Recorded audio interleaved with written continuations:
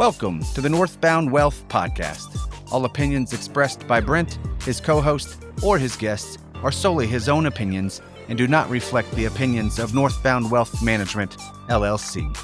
This podcast is for informational and educational purposes only and is not intended as personalized recommendations or fiduciary advice. It is not intended to provide and should not be relied upon for any investment, accounting, legal, or tax advice, or as a solicitation to offer or to buy any securities. Clients of Northbound Wealth Management LLC may maintain positions in the securities discussed in this podcast. The S&P 500 index fell 1.9% this week, marking its fourth weekly loss in a row as the war in Iran continued. The S&P 500 ended Friday's session at 6,506.48. The index has lost 5.4% in March and is down 5% for the year-to-date number. The U.S.-Israel war with Iran neared the 3-week mark with no clear end in sight. The U.S. sent more Marines to the Middle East, while Iran's new supreme leader said, safety must be taken away from the country's top enemies. Oil prices have climbed as the Strait of Hormuz remains effectively closed, disrupting energy supplies and triggering inflation concerns. Data released Wednesday showed U.S. producer prices rose at the fastest pace in 7 months in February amid notable spikes in wholesale costs of food and energy as markets braced for higher inflation due to the Iran war. Also on Wednesday, the Federal Reserve's FOMC, or Federal Open Market Committee, kept its monetary policy steady amid uncertainty around the Middle East conflict. The implications of developments in the Middle East for the U.S. economy are uncertain, the FOMC said Wednesday. Most sectors in the S&P 500 fell this past week, led by a 5% decline in utilities and declines of 4.5% each in materials and consumer staples. Real estate fell 4%, while the healthcare sector shed 3%, and its consumer discretionary lost 2.7%. Technology, industrials, and communication services also declined. Constellation Energy was among the top weekly decliners in utilities, falling 6.6%. The company said it is selling a portfolio of PJM generation assets to LS Power Equity Advisors in a deal valued at $5 billion as part of antitrust commitments related to an acquisition of Calpine. Mosaic had the largest percentage loss of the week in materials, sliding 20%. The fertilizer company is faced with a delay in margin expansion from rising raw material costs due to the conflict in Iran, BofA Securities said in a note. We are downgrading MOS to neutral from buy as margin expansion in the phosphate fertilizers is likely delayed a year, the report said. In consumer staples, McCormick shares fell 8.7% as the company said it is engaged in discussions for a potential acquisition of Unilever's food business. McCormick said the discussions are ongoing and there is no certainty that a deal will be reached. Just two sectors rose. Energy climbed 2.8% and financials eked out a 0.4% increase. The top gainers in the energy sector included APA Corp, up 13%, and Baker Hughes, up 11%. Baker Hughes said it received a 60-month service award from Petrobras, or PBR, to support critical turbo machinery equipment for offshore operations in Brazil, a major refinery. This upcoming week, earnings reports, notable companies, GameStop, Core and Main, PDD Holdings, Cintas, and Carnival. Economic data will also include a revised report on fourth quarter productivity, the February import price index, and a final reading on March consumer sentiment. So major index return summary, NASDAQ Composite Index, year-to-date trailing number is down 4.83%, year-to-date trailing 3.22% for the S&P 500. The Dow is down 3.86%, MSCI is down about 0.21%, and that is through Friday's close. The 10-year Treasury note is trading around 4.39%, and that is up from a month ago where it was around 4.08%. So about a 7.6% increase in the 10-year. And so tax tip of the week, errors to avoid when filing your extended tax return. So if you file an extension of your tax return, it's essential to avoid the common errors described here to submit a complete and accurate tax return. So missing or incorrect or inaccurate Social Security numbers, make sure your return has your correct SSN, matching what is on your Social Security card, misspelled names. This may be a simpler matter to look for, but mistakes happen. Use a name other than the one on your Social Security card. Make sure that you use the name on the Social Security card. That's going to help you a lot. Filing status. Claiming the wrong filing status can invalidate your return. Choose the correct option. Electronic filing software can prevent mistakes. The interactive tax assistant tool can also help to determine your filing status and any relevant credits you should or should not claim. Math errors. Simple addition and subtraction mistakes can delay your return.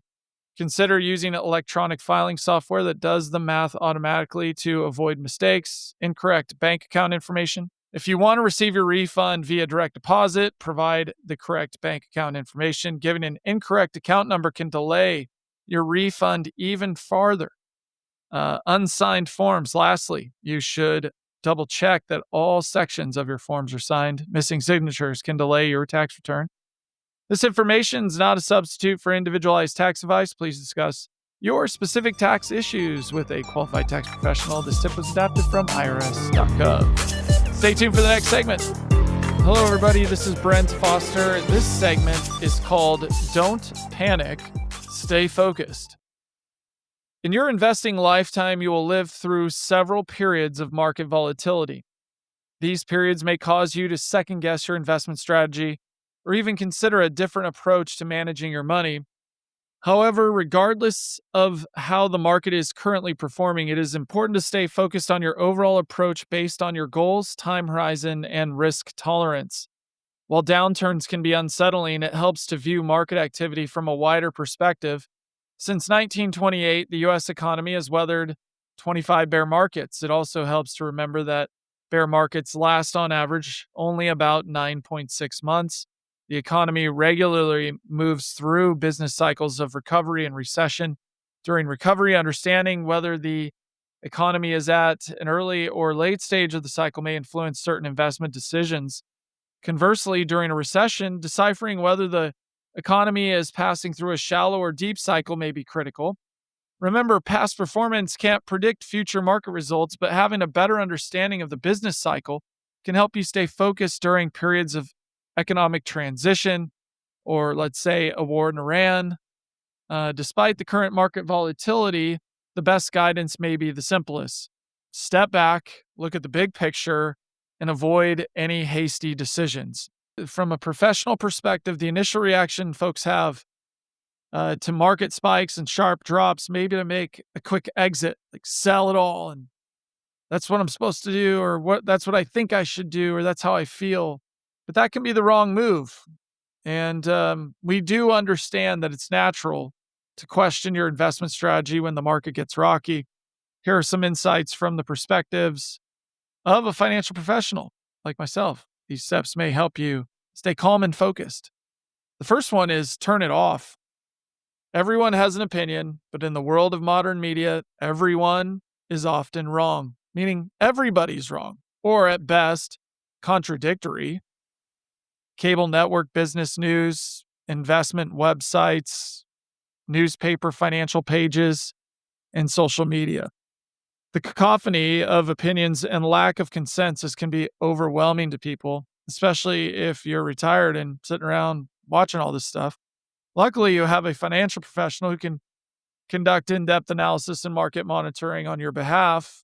It's our job to keep you informed of any relevant changes and shifts in markets, so you can tune out all the noise, and we're trying to do that as best we can.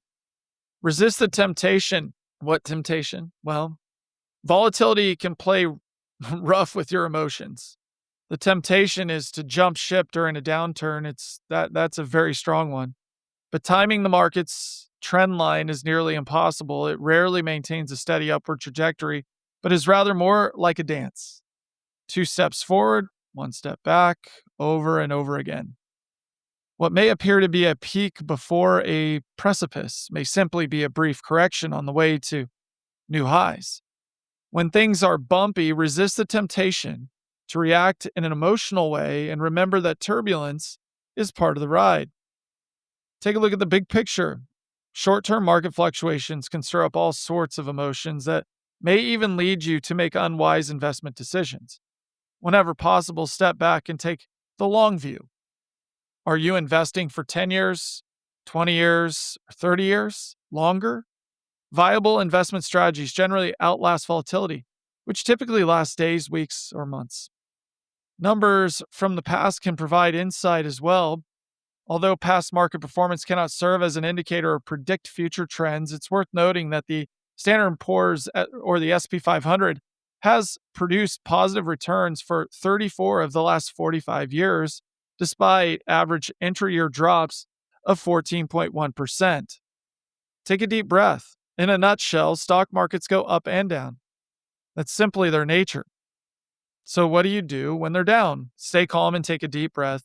Watching the market too closely, especially when it nosedives or blasts off into blue skies, can produce unwarranted stress or false exuberance. Attempting to find the exit door or entrance ramp to a jittery market is ill-advised, oftentimes, even for the most studious investors. For the sake of your mental well-being, try to find some ways to de-stress, take a break, go for a walk, and relax as much as possible.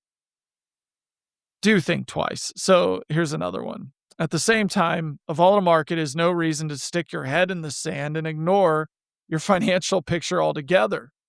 Prudence is key to finding investment success. So a flexible investment strategy can allow you to take advantage of appropriate opportunities that may arise, provided they are suited to your goals and risk tolerance, time horizon, and objectives. Connecting with your financial professional can help your money work for you in the long term, regardless of what the markets are doing this week or next week or in 3 weeks or 4 weeks or 5 weeks. So, what do you do when market volatility comes? Just as a review, don't stick your head in the stand. You can turn off social media, resist temptations to just act emotionally, look at the big picture, take a deep breath, and think twice about everything from media, especially or social media. Also, what helps in my world, something that I look at is the technical levels of the market and the internals of the market. Is the market orderly? Is it going through a process, a business cycle, a trend cycle? Is it actually pivoting into a bear market recession? Or is it something that is it's actually acting in a rational way? And I actually think that it is. Selling off from all-time highs to the 200-day moving average is actually normal. It's not normal for that to happen. And then trading below it, yes, there could be technical damage if you trade down and go below that. But look at your specific situation and long-term strategy. It could be a great buying opportunity for you or a great rebalancing opportunity as the market is trading lower. But at the same time, it looks like there's buying support, catalyst there. There is light at the end of the tunnel. The glass isn't half empty. It's actually half full. And a lot of people miss out on great opportunities because they panic sell. And that tells me that they weren't positioned or expecting that you could get a sell-off or a correction within a bull market uptrend, which we're in. And if we happen to roll into bear market territory or a larger, broader sell-off, then you can make adjustments during that period. But what that would be defined as is not something that's going to be forever. Pain is temporary, and so are the markets on these volatile sell-offs. It's just interesting how much negative news there is out there. A lot of people, it would be wise to turn it off for a minute and kind of think about where things are at. Talk to people in your community. Go out and see what's going on. Things are okay. All right, there it is. There's the segment I wanted to go over called Don't Panic, Stay Focused. And if you need help and want to chat with somebody that's in it every day, has to look at this stuff all the time and read through it, make decisions all the time, happy to chat with you or point you in the right direction. All right, stay tuned for the next segment. Hey, thanks for tuning in to the Northbound Wealth Podcast. I just want to talk about, in this little brief segment, what was going on over the weekend. So on Saturday evening, President Trump had given a 48-hour ultimatum for Iran to open the Strait of Hormuz, or the U.S. would bomb Iran's power plants. Iran responded by saying if its power plants were to be bombed, then Iran would close the Strait of Hormuz by mining it and attack the energy infrastructure and water desalination plants of the U.S. allies. And let's see, last night in Asia and earlier in the U.S., margin calls were hitting. Pressure from margin calls were especially severe in gold and silver. There was also heavy selling in gold and silver from the Middle East, Iran, India, China.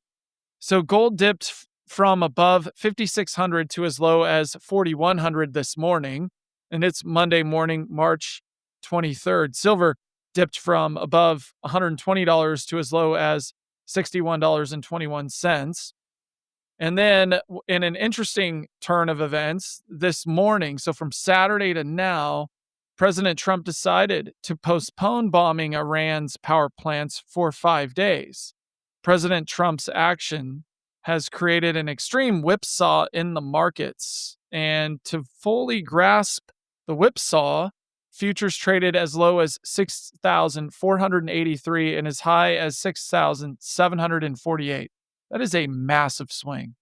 Oil futures traded as low as $84.37 and as high as $101.67. Gold futures traded as low as $4,100 and as high as $45.37. The ounce. Silver traded as low as $61.21 and as high as $69.98. Bond futures traded as low as 111.25 and as high as 1113.14.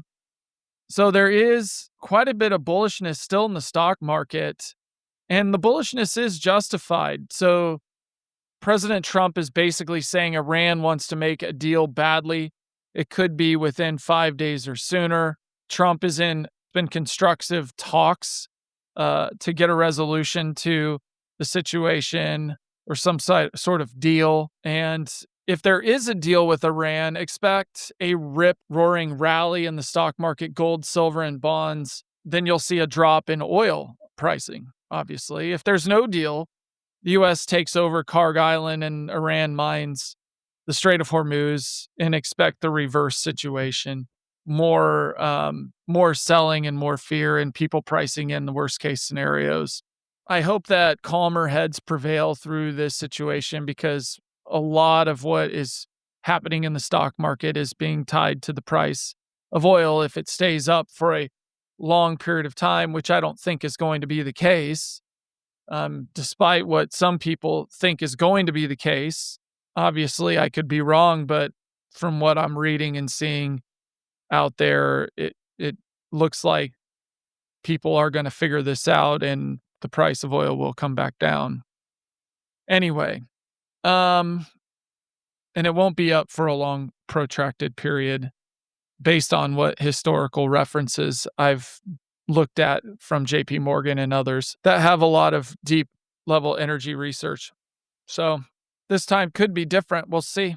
So we're just going to keep going with it, analyzing and trying to navigate and trade around some of the risks and issues out there as it relates to oil and the ongoing conflict in the Middle East.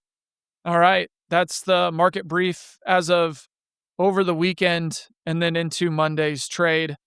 I wanted to talk about that. And then this is obviously after talking about how last week was. So hopefully this week is better. We are up quite a bit as the market is opening today, midday, half the day. We're up a lot and recovered a lot of those losses due to the positive sentiment now, potentially seeing this conflict resolve itself in the coming week or so. We'll see. It's a big week. All right. That's where it's at. We'll talk soon. Thanks for listening again. On to the next segment. Did you know that Fed Chair nominee Kevin Warsh was a member of the Federal Reserve Board of Governors from 2006 to 2011, a period marked by the global financial crisis? His Senate confirmation process will soon start, so it's time to start to potentially recognize his name. A select group, so the Fed chair since 1979. Fun fact, there's no legal limit to the number of terms a Fed chair can serve. Okay, so what I've got here on the graphic, and this data is from the Federal Reserve History.org 2026, is Fed Chair Paul Volcker. Tenure in office was 8 years, 5 days, and he served and was appointed by President Carter and President Reagan. Alan Greenspan, 18 years, 173 days under the Reagan, Bush, Clinton, and Bush number 2 administrations. Ben Bernanke was 7 years, or 364 days, so almost 8 years under Bush and Obama. And then Janet Yellen was 4 years under Obama. Then Jerome Powell was 8 years and 15 days under Trump and Biden. And now he's heading out here in the next couple of months. And then Kevin Warsh is supposed to be coming in as a Trump nominee. So we've had a lot of Fed chairs over the many decades throughout many administrations. And this one is no different. And we'll see how he navigates or helps navigate the Federal Reserve as we move forward in 2026 and beyond. Stay tuned for the next segment. Hey, thanks for tuning in to the Northbound Wealth Podcast. So, first home at age 40. Many parents and grandparents of adult children are watching their children work hard, progress in their careers, and do the right things. And yet, buying a first home still seems out of reach. And buying a first home in a nice area is different than buying a first home in a rundown area where there's crime and not necessarily a desirable place to raise a family or have kids, things like that. So if you're like some of our clients with children in this situation, you may be wondering what strategies may be able to help them. So why are families stepping in more often than before, and specifically the baby boomers, helping out their kids? The data suggests that the home affordability challenge is real. According to the National Association of Realtors, the typical first-time homebuyer in the U.S. is now 40 years old, a record high and a sharp increase from 33 years old just 5 years ago. Think about that. Furthermore, the salary needed to buy a home has doubled from 2017 to 2025, as the median U.S. home price has reached $416,900. Due to this economic reality, family support has become increasingly common, with nearly 80% of Gen Z homeowners receiving financial assistance, primarily from their parents. So what you should think about before offering help if you're one of those boomer parents. If you are like many families, the decision is less about whether to help and more about how to do so. Questions tend to surface such as, what are the ways to structure down payment help? What form should support take? How much can you provide without affecting your long-term financial strategy or security? Are protections important to you in the event of a relationship change or if the home is sold? Okay, those are all things to consider. What approaches do families commonly consider? Well, there is no single structure that fits everyone. Families often consider several general approaches, including an outright cash gift, an intra-family loan, co-owning the property or taking an equity share, holding the home through a legal entity, or gifting an existing property. Each option comes with different pros and cons that need to be considered. It's way more involved than just handing over a check, obviously. How does helping buy a home connect to the bigger picture in our social, society, culture, that type of thing, building wealth? Any form of assistance may work best when it aligns with your broader financial and estate strategies, keeping clear records of gifts, coordinating with tax, legal, and accounting professionals, and revisiting documents as circumstances change can help manage misunderstandings later. State-level rules and future changes to exemptions may also influence the timing and structure of any financial arrangement. Helping a child or grandchild buy their first home is rarely just about the transaction.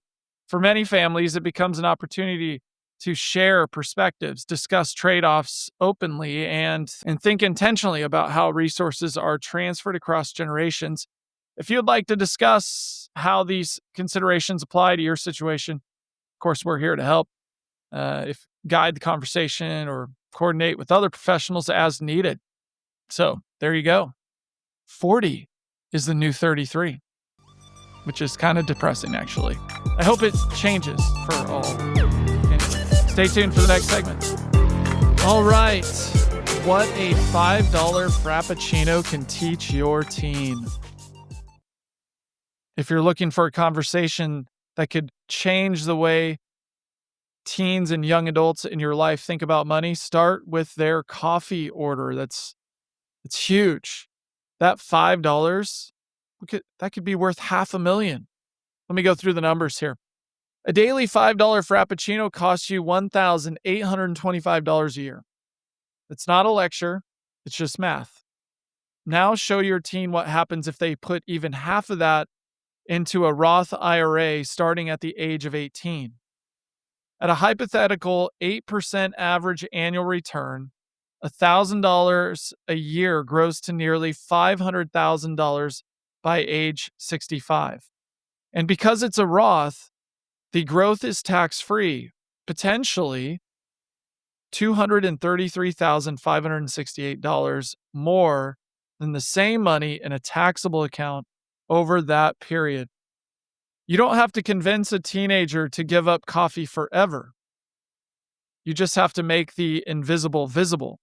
Once they can see what a small daily choice actually costs them over time, something shifts. That's the foundation of financial literacy. And it doesn't require a textbook. It just requires real decisions with real consequences. Here's how to build on that. Skip the lecture, hand them cash instead. One of the most powerful teaching moments is also one of the simplest. Instead of heading to the store with a credit card, give your teen a fixed amount of cash for back to school or college shopping and let them keep whatever they don't spend. The dynamic changes instantly.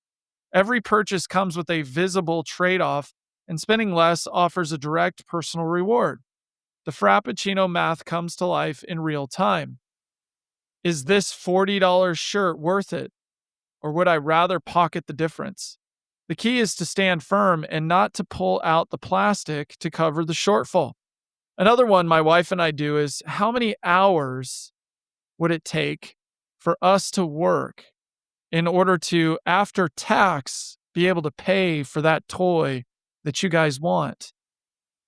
You know, if it's something that costs $100, well, how many hours do we have to work to net pay that? Because that's what you're using. You're using after-tax money to buy that thing that costs $100 or $200 or $500 or $10,000. A budget is not an allowance. It's a decision-making tool. Try assigning a clothing budget that covers everything: shoes, athletic gear, formal wear, and even basics like underwear. Help them map out anticipated costs at the start, then step back. If they blow through the budget early and can't afford whatever they need later, that discomfort becomes a lesson. It's the same principle as the Frappuccino. Every dollar only gets spent once, and choosing where it goes is the skill that matters most. Let them make mistakes on purpose. This is the hardest part for most parents, but a poor decision that leads to real inconvenience teaches more than just any hypothetical warning ever will.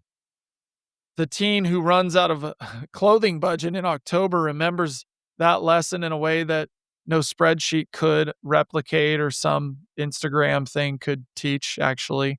As long as the consequences are manageable, resist the urge to step in. Mistakes build the emotional memory that shapes better judgment later. It's a discipline, right? Have the financial talk before they buy the college hoodie. One of the best pieces of advice we've heard from high school counselor is have the money conversation before your child falls in love with the school. Set expectations about costs, trade-offs, and what you can realistically afford before the emotional attachment forms.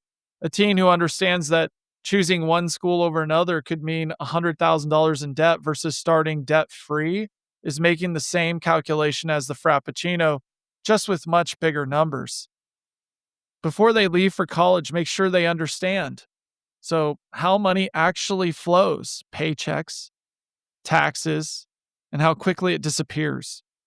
That credit card minimum payments are expensive traps that can linger for years. How to protect themselves from scams, identity theft, and overdraft fees. And that even small amounts invested early matter more than large amounts invested later, which is exactly where this conversation started. The real payoff goes beyond money. Teens who develop financial confidence tend to carry it into career decisions, relationships, and life choices. While 30 states now require a personal finance course before high school graduation, there is no substitute for what kids learn through real experience at home with parents or grandparents or aunts and uncles. The most effective financial education is quiet and cumulative. It starts with something as small as a $5 coffee and builds into a way of thinking that lasts a lifetime. It's not about perfection. It's about giving young people the space to make decisions, learn from the results, and build judgment over time. If you'd like to talk through strategies for any of this, from setting up a Roth IRA for your team to structuring your first budget, we're here to help. There's plenty of books and resources out on my website as well. Under Book Club, you can kind of look to see what are books that can point you in the right direction on finance. And I derived a lot of this information from Next Gen Personal Finance, October 9th issue of 2025. I pulled that back out because I feel like it's relevant to today in 2026 and going forward. So there you go. Have a great week and weekend. We'll talk to you soon. Thanks for listening. Whether you're just getting started as an investor or you're managing a multi-million-dollar portfolio, Northbound Wealth Management has the solution for you. It all starts with building the right financial plan. To speak with a financial planner today, visit northboundwealth.com. Don't forget to check us out on youtube.com at Northbound Wealth. And make sure to leave a rating and review on your favorite podcasting app. Thank you for listening.